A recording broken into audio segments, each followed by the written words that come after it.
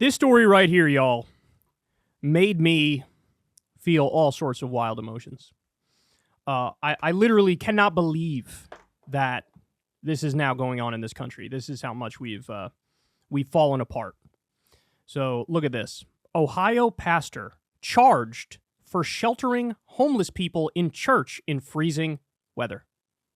The pastor was arrested for sheltering unhoused people who might otherwise have frozen to death.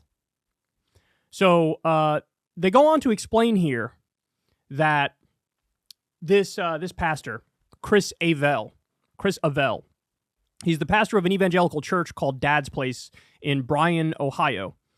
And he actually is positioned next to, or close to, I should say, a homeless shelter. And at some points in the winter, when it's really, really cold, the homeless shelter overflows.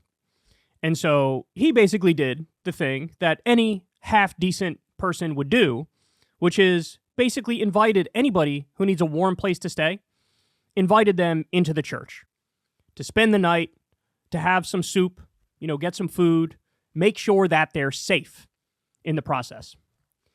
And what happened is the police said he broke 18 restrictions in zoning code when he gave shelter to these people who otherwise, by the way, would have probably frozen to death. They would have probably frozen to death. So they say here in Truth Out, Avell garnered the attention of the Bryan City Zoning Commission last winter when he invited unhoused people to stay in his church to avoid the cold and snow. In November, officials told him Dad's Place could no longer house the homeless because it lacks bedrooms. The building is zoned as a central business, and Ohio law prohibits residential use, including sleeping and eating, in first-floor buildings within business districts.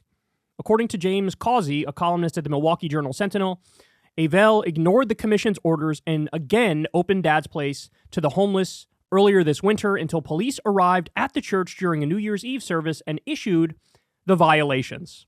Quote, many of these people have been rejected by their families and cast aside by their communities. So if the church isn't willing to lay down its life for them, then who will? This is what we're called to do, Avell told Fox News. Dad's Place is located next to a homeless shelter, but overcrowding at the facility led Avell to begin offering space to unhoused people. Quote, we have put in things people can use, like a shower and a small ability to do laundry, the pastor told the Village Reporter in Bryan. Some who found this to be a home for them have stuck around. Ashton Pittman, editor of the Mississippi Free Press, said Avell's story was a rare example in the U.S. of actual religious persecution of a Christian by the state. So let's think about this here for a second. All the time we see, let's keep it real, fake scandals in this country around Christianity. Like, for example, the whole war on Christmas narrative.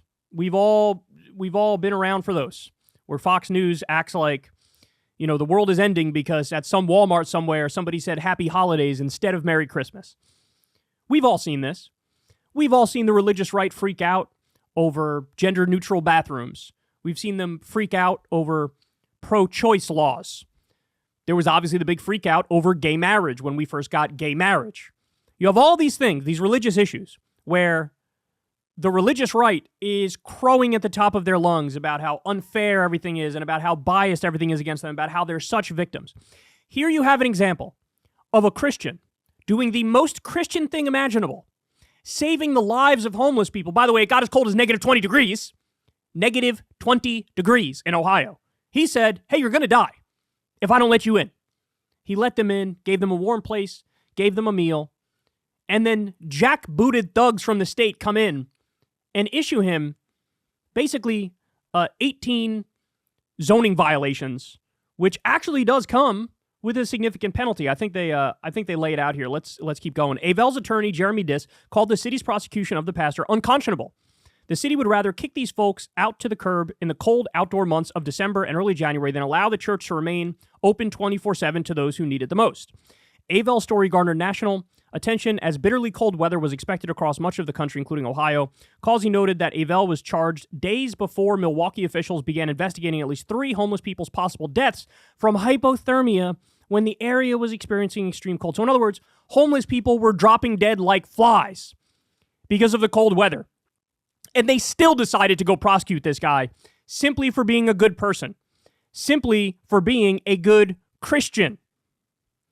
Homeless shelters fill up this time of year as the people seek refuge from the bitter cold. While shelters do their best to ensure no one ends up in the cold, people often get frustrated and tough it out on the street. Avel saw a problem. He addressed the issue by helping 100 people and is now facing criminal charges.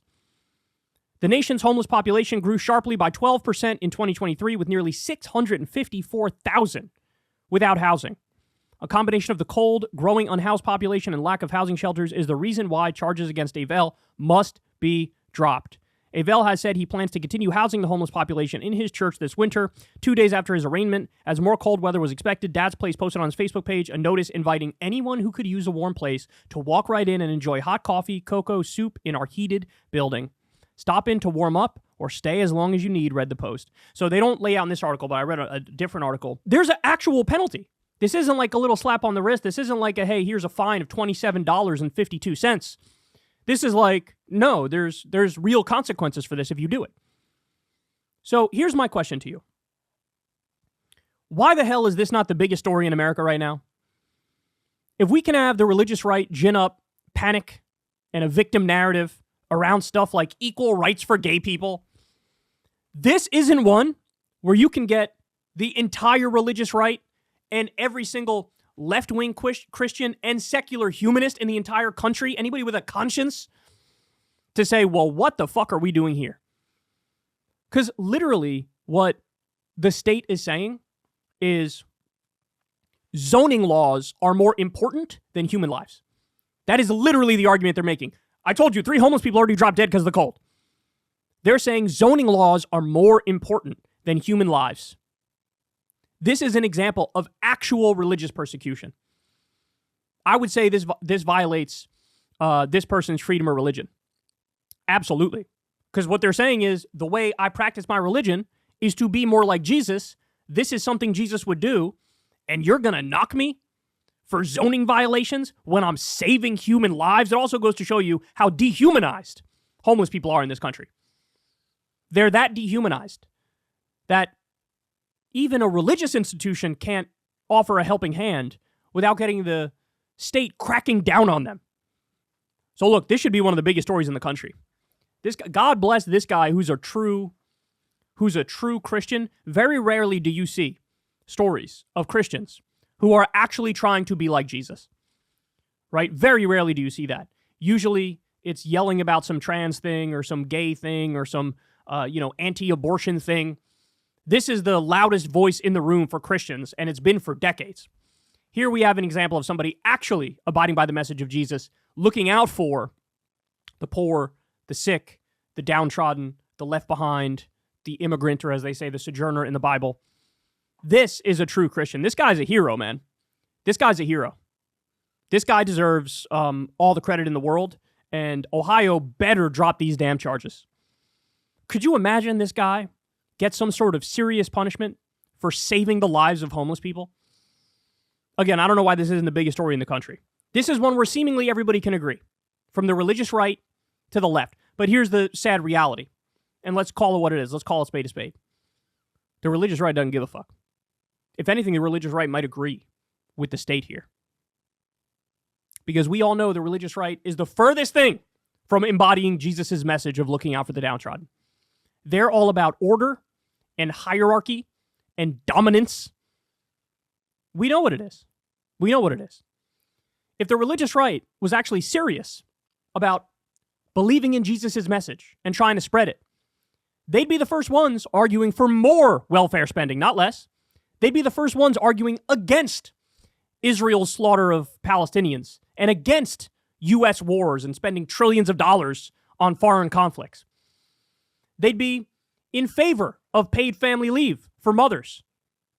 They'd be in favor of a universal housing for all program to look after homeless people. They'd be in favor of immigration because, again, Jesus is very kind to the sojourners or the immigrants in the Bible. But down the line, so in other words, it's more of a cult of Republican politics. That's what evangelical Christianity has become.